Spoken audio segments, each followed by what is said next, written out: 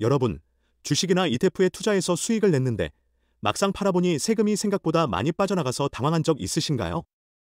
국내 상장 해외 ETF를 투자해도 매도 차익과 분배금에 대해 15.4% 세금이 붙고 해외 주식이나 해외 상장 ETF라면 무려 22% 양도세가 부과됩니다. 아니, 이러려고 투자했나 싶을 때가 있죠. 오늘은 바로 그 세금 문제를 해결할 수 있는 계좌, ISA 계좌의 모든 것을 정리해드립니다. ISA의 장점과 단점, 그리고 실전 활용 전략까지 모두 알려드릴 테니 끝까지 집중해주세요. ISA 계좌란 무엇인가? ISA, 이름은 거창하지만 쉽게 말하면 투자 전용 종합계좌입니다. 개인종합자산관리계좌라는 긴 이름 때문에 어렵게 느껴지지만 한 줄로 요약하면 여러 금융상품을 한 계좌에서 굴리면서 세금 혜택까지 주는 계좌입니다. ISA는 종류가 3가지입니다. 일반형 ISA, 비과세 한도 200만원. 서민형 ISA, 일정 소득 이하만 가입 가능, 비과세 한도 400만원. 청년형 ISA, 만 19세 이상, 근로소득 있는 청년은 만 15세 이상부터 가능, 역시 400만원까지 비과세. 납입 한도는 연간 2천만원, 5년간 최대 1억 원까지 납입할 수 있습니다. ISA의 핵심은 세금 혜택을 받으면서 투자할 수 있다는 점입니다. ISA의 혜택 1. 손익통산.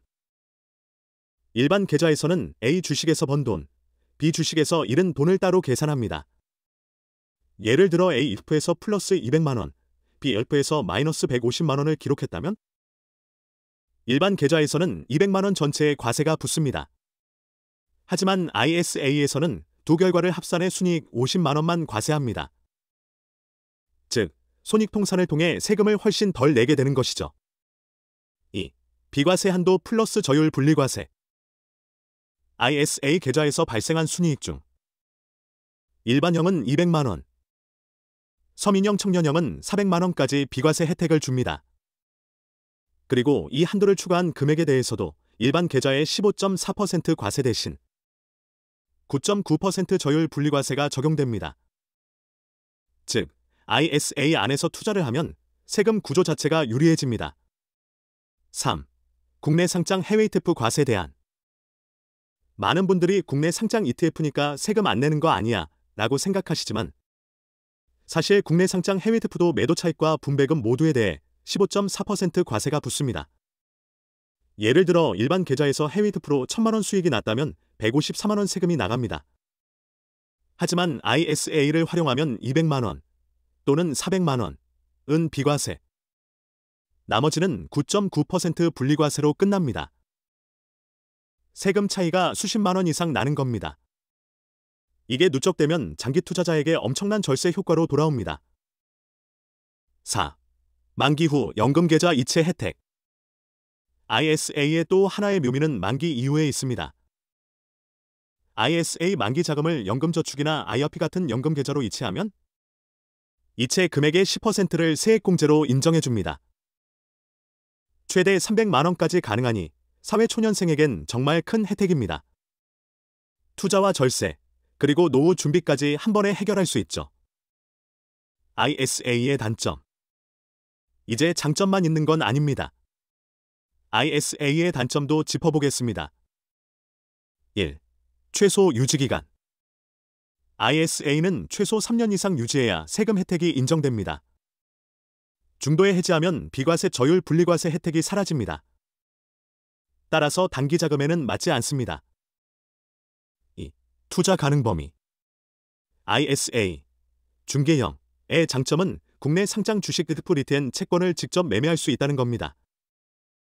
하지만 단점은 해외 주식 직접 투자는 불가하다는 점입니다. 해외 시장에 투자하고 싶다면 반드시 국내 상장 해외 ETF를 통해 간접적으로만 가능합니다. 3. 세액공제 없음.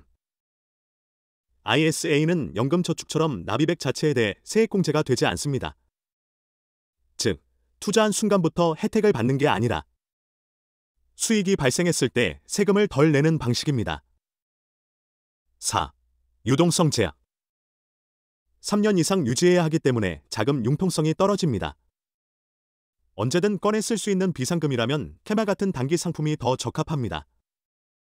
ISA 활용 전략 1.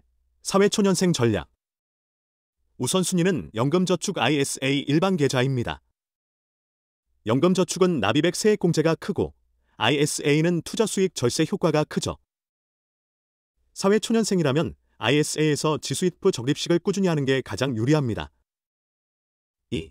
직장인 고소득자 전략 연금저축과 IRP 한도 연 900만 원을 다 채운 뒤 ISA를 활용하세요. ISA의 납입 한도는 연 2천만 원이므로 추가 투자금의 절세 창구로 적합합니다. 3.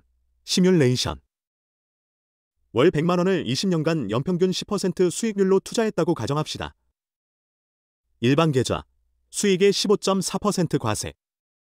ISA, 200에서 400만 원 비과세 플러스 추가분 9.9% 분리과세. 결과적으로 ISA는 수천만 원의 세금을 절약하게 됩니다. 자주 묻는 질문. QISA 계좌를 여러 개 만들 수 있나요? A. 안 됩니다. 1인 1계좌만 가능. QISA는 꼭 3년 이상 유지해야 하나요? A. 내 의중도 해지 시 혜택이 사라집니다. QISA에서 해외 주식을 직접 살 수 있나요? A. 불가능합니다. 반드시 국내 상장 해외 ETF를 통해야 합니다. QISA와 연금저축 중 뭐가 먼저일까요? A. 연금저축이 우선입니다. 세액공제가 크기 때문이죠. ISA는 그 다음입니다. 핵심 정리. ISA 계좌의 3대 핵심은? 손익통산, 비과세 저율 분리과세, 연금계좌 이체 시 세액공제 혜택. 단점은? 최소 3년 유지, 해외 주식 직접 투자 불가, 세액공제 없음, 유동성 제약. 마무리하겠습니다. 오늘은 ISA 계좌의 혜택과 단점을 완벽히 정리했습니다. 투자할 때 세금을 얼마나 줄이느냐가 장기적으로는 수익률만큼 중요한 요소가 됩니다. 여러분은 ISA 계좌를 활용하고 계신가요? 댓글로 경험을 공유해주세요. 다음 영상에서는 ISA 만기 이후 연금계좌로 이체할 때 실제 절세 효과를 시뮬레이션으로 보여드리겠습니다. 영상이 도움이 되셨다면 구독과 좋아요 부탁드립니다.